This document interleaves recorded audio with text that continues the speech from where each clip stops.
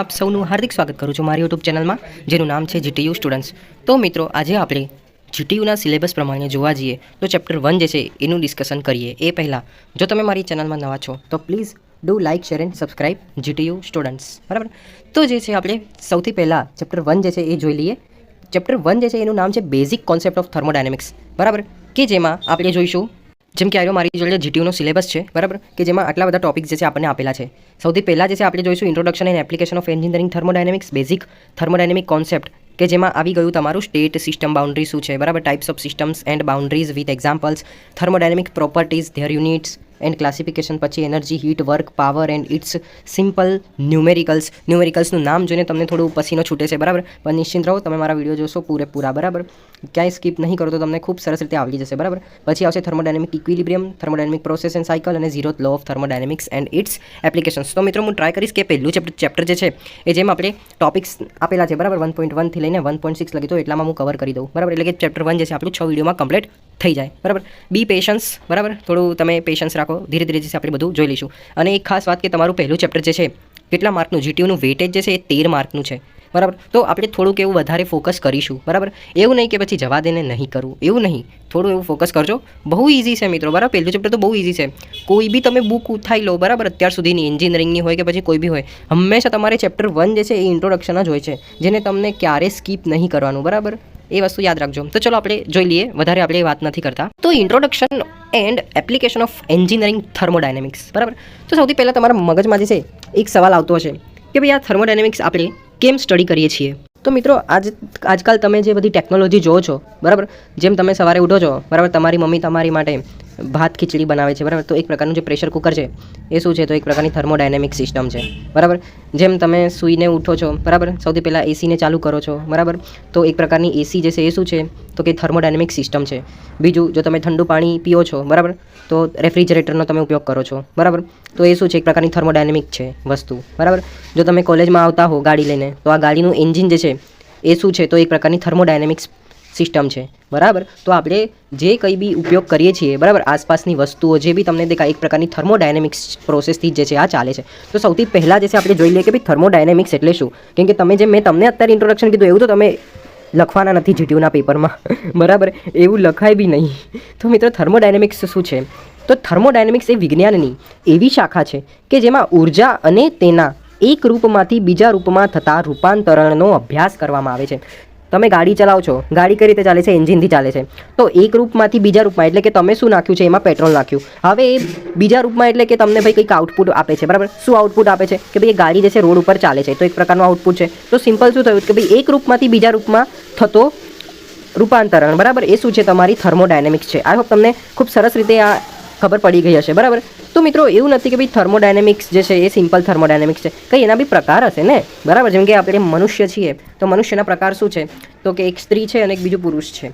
એવી રીતે થર્મોડાયનેમિક્સના પણ જે છે એ પ્રકાર છે, જેમ કે classical thermodynamics, statistical thermodynamics, chemical thermodynamics અને ફિઝિકલ થર્મોડાયનેમિક્સ. બરાબર, આપણે ઇન ડિટેલ્સ આ બધું નથી જતા, બસ તમે ઓવરવ્યૂ જોઈ લો. કેમ કે આપણા બુકમાં જે છે વધારે એટલું બધું નથી, બસ ફક્ત ક્લાસિકલ થર્મોડાયનેમિક્સ અને સ્ટેટિસ્ટિકલ થર્મોડાયનેમિક્સ જે છે એટલું આપેલું છે. તો ક્લાસિકલ થર્મોડાયનેમિક્સ એટલે શું, તો પદાર્થના દરેક પરમાણુની વ્યક્તિગત વર્તણૂકને ધ્યાનમાં લીધા સિવાય કરવામાં આવતા થર્મોડાયનેમિક્સ અભ્યાસને આપણે ક્લાસિકલ થર્મોડાયનેમિક્સ કહેવામાં આવે છે.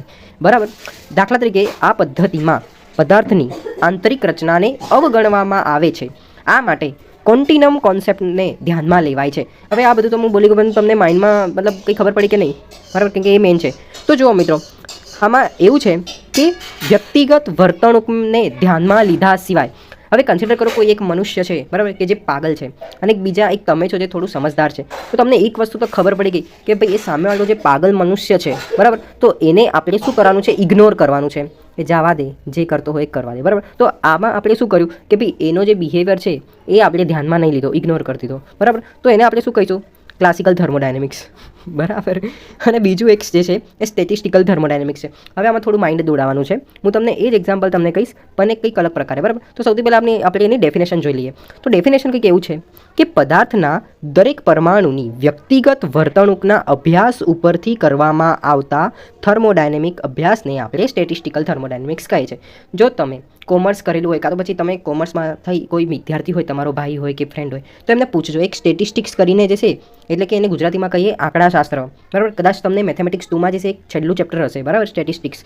તો સ્ટેટિસ્ટિક એટલે શું કે એમાં બહુ બધા દાખલાઓ આવે, બરાબર. તો દાખલા તરીકે શું છે તો કે આ પદ્ધતિમાં બધા પરમાણુઓના થર્મોડાયનેમિક ગુણધર્મોની સરેરાશ કિંમત શોધી પદાર્થના થર્મોડાયનેમિક્સ ગુણધર્મોની માહિતી મેળવવામાં આવે છે, બરાબર. આટલી વસ્તુ ખબર પડી કે સ્ટેટિસ્ટિકલ થર્મોડાયનેમિક્સ શું છે, કે ભાઈ એમાં દાખલાઓ ગણવામાં આવે ટૂંકમાં, બરાબર. તો આનું અગર હું એક્ઝામ્પલ તમને આપું તો કોઈ, જેમ કે મેં તમને કીધું કે એક પાગલ માણસ છે અને તમે એક હોશિયાર છો, બરાબર.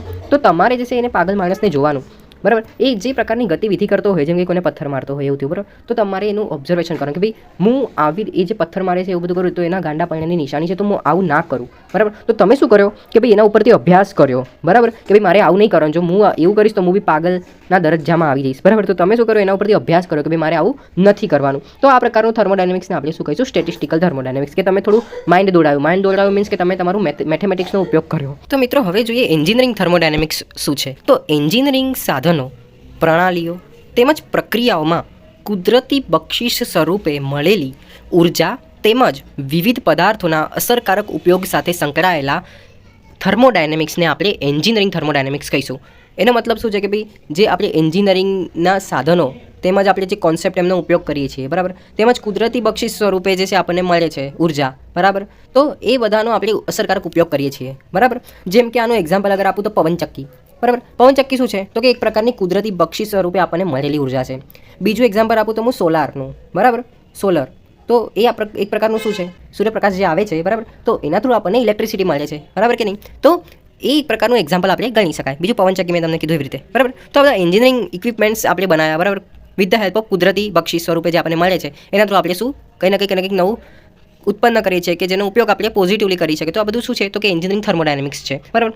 હવે આ એન્જિનિયરિંગ થર્મોડાયનેમિક્સની એપ્લિકેશન શું છે તો જેમ મેં તમને સૌથી પહેલાં વાત કરી કે ભાઈ પ્રેશર કુકર છે, ગેસની સગડી છે, રસોઈના વાસણો છે, ઇલેક્ટ્રિક ઇસ્ત્રી છે, હીટર, રેફ્રિજરેટર અથવા તો એને કન્સિડર કરી શકો ફ્રીજ, બરાબર, ઓવન છે, એસી મશીન છે, બરાબર, એટલે કે એર કન્ડિશનિંગ, બરાબર. પછી ટીવી છે, મોપેડ, પછી સાયકલનું હોય કે પછી સ્કૂટરનું હોય કે પછી બસનું હોય કે પછી ટ્રકનું હોય, બધાનું એન્જિન, બરાબર, rockets engine, jet engine, power plants, chemical industries. તો આ બધું શું છે તો ભાઈ આ બધામાં એન્જિનિયરિંગ જ છે. એન્જિનિયરિંગ થર્મોડાયનેમિક્સ જે છે આમાં ક્યાંક ને ક્યાંક જે છે એ છુપાયેલું છે. એક વખત એક્ઝામમાં આવી ગયેલું હતું, 5 મિનિટનો વિડીયો બનાવ્યો છે મિત્રો, અને આઈ હોપ તમને આટલું નાનું મતલબ થોડું ડીપલી એક્સપ્લેન કર્યું, તમને સમજણ પડી ગઈ હશે. Thank you so much for watching my video.